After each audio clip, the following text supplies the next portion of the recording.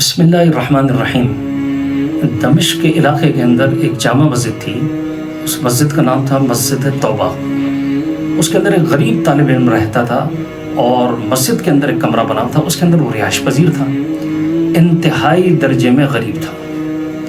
اس کے اوپر ایک مرتبہ فاقے کی نوبت آ گئی اور ایک دن گزرا اس کو کھانا نہیں ملا، دوسرا دن ملا اس کو کھانا نہیں ملا۔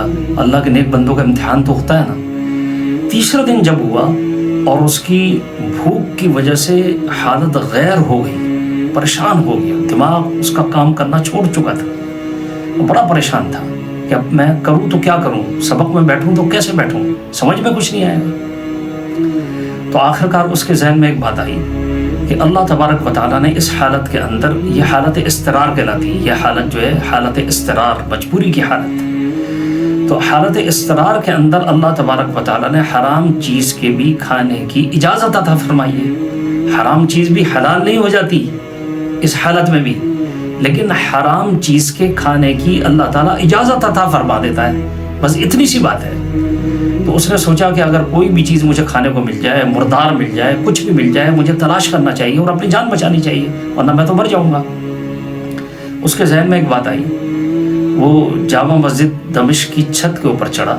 چھتیں ساری آپس میں ملی ہوئی تھیں، مکانات ایک دوسرے سے سب ملے ہوئے تھے، اور جامع مسجد دمشق کی چھت کے ساتھ مکانات ملے ہوئے تھے۔ ایک مکان سے دوسرے مکان کی چھت پر آدمی بآسانی جا سکتا تھا۔ تو وہ مسجد کی چھت پر چڑھا، اس کے بعد پھر وہ ایک مکان کے اندر پہنچا، وہاں داخل ہوا سیڑھیوں کے ذریعے سے۔ تو اس نے دیکھا کہ وہاں پر کچھ خواتین بیٹھی ہوئی ہیں، تو اس کو بہت حیا آئی کہ یہ خواتین یہاں پر بیٹھی ہوئی ہیں، میں ان کی موجودگی کے اندر جاؤں یہ مناسب نہیں ہے۔ وہ وہاں سے نکل آیا، پھر دوسرے مکان میں پہنچا، اس مکان سے انتہائی تیز خوشبو برآمد ہو رہی تھی، تیز خوشبو آ رہی تھی، کھانے کی خوشبو۔ تو اب اس کی بھوک کا تو عالم آپ سوچیں ذرا کیا ہوگا کہ اس کی بھوک کو گویا کہ 4 چاند لگ گئے، اور اس کی بھوک کی وجہ سے حالت مزید خراب ہونے لگی، اور وہ بھاگتا ہوا گویا کہ اس مکان کے کچن میں پہنچا۔ مکان خالی تھا، مکان کے اندر کوئی بھی نہیں تھا، لیکن حیرت کی بات یہ ہوئی، حیرت کی بات کہ وہاں پر مکان کے اندر سالن بالکل تیار، گرما گرم سالن، اور بیگن کا سالن تھا، بیگن پکے ہوئے تھے۔ تو اس نے جلدی سے دیگچی کا ڈھکن اٹھایا اور اس کے بعد جو ہے اس کو بیگن لے کر بیگن کو دانتوں سے ایسے کاٹنے لگا۔ ابھی دانتوں سے اس نے کاٹا ہی تھا اور حلق میں لے جانے کی تیاری کر ہی رہا تھا، اچانک اس کو تنبہ ہوا، اس کو شوق لگا کہ میں طالب العلم ہوں، میں اللہ کے دین کو طلب کرنے کے لیے آیا ہوں، اور یہاں اس طریقے سے میں چوری کر کے کسی کے گھر سے کھا رہا ہوں، یہ تو بالکل بھی میرے لیے مناسب بات نہیں ہے، چاہے میں مر جاؤں لیکن اب میں یہ نہیں کھاؤں گا۔ فوراً اس نے وہاں سے توبہ کر کے راہ فرار اختیار کی، اور اس کے بعد وہ شیخ کا جو درس شروع ہو چکا تھا اس کے اندر آ کر شامل ہو گیا، لیکن اس کی سمجھ میں کچھ بھی نہیں آ رہا تھا کہ شیخ کیا فرما رہے ہیں۔ بھوک کی وجہ سے اس کی حالت بہت خراب ہو چکی تھی اور بالکل قریب المرگ تھا۔ آخرکار شیخ کا درس ختم ہوا، اس کے بعد جو ہے سب لوگ ایک ایک کر کے اپنے اپنے گھروں کو رخصت ہو گئے۔ اس کو کہاں جانا تھا، یہ تو یہیں مسجد کے اندر ٹھہرتا تھا۔ تو اللہ کی شان ہے کہ ایک عورت نقاب میں لپٹی ہوئی، نقاب پوش ایک عورت آئی اور آ کر اس نے شیخ سے کچھ بات کی۔ شیخ جو استاد صاحب تھے ان سے کچھ بات کی، طالب العلم کی سمجھ میں نہیں آیا کہ کیا بات ہوئی ہے۔ تو شیخ ادھر ادھر نظر دوڑانے لگے، ان کو کوئی بھی نظر نہیں آیا سوائے اس طالب العلم کے۔ اس کو آواز دے کر بلایا کہ تم ادھر آؤ۔ طالب العلم آیا اور شیخ نے کہا کہ تمہاری شادی ہو گئی ہے؟ تو اس نے کہا کہ نہیں۔ کہا کہ تم شادی کرو گے؟ اب وہ بالکل خاموش ہو گیا، ظاہر بات ہے کہ اتنا بھوکا انسان، اس کے پاس کھانے کو کچھ نہیں ہے، وہ شادی کیسے کرے؟ تو وہ بالکل خاموش ہو گیا، ادب کی وجہ سے استاذ کو کوئی جواب بھی نہ دے پایا۔ تو استاذ نے کہا تم کلیئر کٹ مجھے بتاؤ کہ تم شادی کرو گے یا نہیں کرو گے؟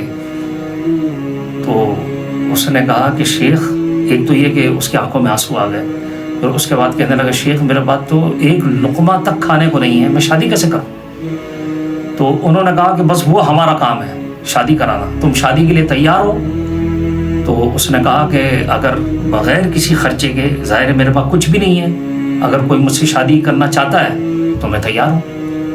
تو شیخ نے پھر بتایا کہ یہ عورت جو ہے اس کے شوہر کا انتقال ہو چکا ہے، تو اب عورت جو ہے یہ چاہتی ہے، اس کے چچا بھی یہاں پر آئے ہوئے ہیں، مسجد کے اندر بیٹھے ہوئے ہیں اور وہ اس کی وکیل کی حیثیت سے آئے ہیں، تو اب یہ عورت شادی کرنا چاہتی ہے، اس کے شوہر کا انتقال ہو چکا ہے، عدت بھی پوری ہو چکی ہے اور لوگ اس کے اوپر جو ہے بری بری نگاہ ڈالتے ہیں، تو اب یہ چاہتی ہے کہ میرے گھر کے اندر میرا کوئی سرپرست ہو جو مجھے تنہائی سے بھی بچائے اور لوگوں کی بری نیتوں سے مجھے محفوظ رکھ سکے، تو تم اس سے شادی کرنے کے لیے تیار ہو؟ تو اس نے کہا کہ ہاں میں تیار ہوں۔ عورت سے پوچھا تم تیار ہو؟ عورت نے کہا کہ ہاں میں بھی تیار ہوں۔ تو اس کے چچا کو بلایا اور پھر بلوانے کے بعد 2 گواہ بلوائے گئے، تو شیخ نے نکاح پڑھایا اور اس لڑکے کا مہر بھی اپنے پاس سے ادا کیا۔ اس کے بعد اس عورت سے کہا کہ اپنے شوہر کا ہاتھ پکڑو اور اپنے گھر لے جاؤ۔ اب وہ خوشی خوشی اپنے شوہر کو لے کر، اس طالب علم کو لے کر چل پڑی اپنے گھر کی طرف۔ جب گھر کے اندر داخل ہوئے تو وہ ذرا اندازہ کرنے لگا کہ گھر کچھ جانا پہچانا سا لگ رہا ہے۔ اس عورت نے اس سے پوچھا کہ تم کچھ کھاؤ پیو گے؟ تو اس نے کہا کہ ہاں۔ اس نے نقاب جب ہٹایا، انتہائی حسینہ و جمیلہ عورت تھی، انتہائی خوبصورت، اس کو دیکھ کر مبہوت ہو کر رہ گئی۔ تو اس نے کہا کہ تم کچھ کھاؤ پیو گے؟ اس نے کہا کہ ہاں مجھے بھوک تو بہت ہے۔ تو وہ دیگچی اٹھا کر لے کر آئی، تو دیگچی کے اندر وہی بیگن رکھے ہوئے تھے، اور پھر اس عورت نے کہا کہ عجیب بات ہے کہ ایسا لگتا ہے کہ جیسے دیگچی کو کسی نے چھوا ہے اور اس کو دانتوں سے کاٹنے کی بھی کوشش کی ہے بیگن کو۔ تو وہ نوجوان جو ہے اس نے دیکھ لیا کہ بھائی یہ تو یہی گھر تھا، یہاں سے میں بھاگ کر واپس گیا تھا، تو اس نے سارا ماجرا بغیر کسی جھجک کے اس کو بتا دیا کہ دیکھو میرے ساتھ یہ معاملہ ایسے ہوا اور میں ہی تمہارے مکان میں داخل ہوا تھا، پھر اللہ تبارک و تعالیٰ نے اس طرح مجھے تنبیہ فرمائی، تو میں اس طرح پھر جو ہے اس سالن کو چھوڑ کر میں نے یہاں سے راہ فرار اختیار کی، تو صرف اس وجہ سے کہ میں ایک طالب علم ہوں اور مجھے خیال آیا کہ میں ایسا نہ ہو کہ چوری کے کام میں ملوث نہ ہو جاؤں۔ تو اس عورت نے کہا یہ تمہاری سچائی کا انعام ہے، تمہاری دیانتداری کا انعام ہے، تمہاری امانت کا انعام ہے، تمہارے تقوی کا انعام ہے کہ تم نے اللہ کی رضا کی خاطر جب ایک حرام چیز کو چھوڑ دیا تو اللہ تبارک و تعالیٰ نے اس سے بہتر چیز تمہیں عطا فرما دی۔ اب یہ بیگن بھی کھاؤ اور یہ گھر بھی پورا کا پورا تمہارا ہے، میں تمہاری ہوں، میرے پاس جو کچھ ہے اچھا خاصا مال ہے وہ سارا تمہارا ہے۔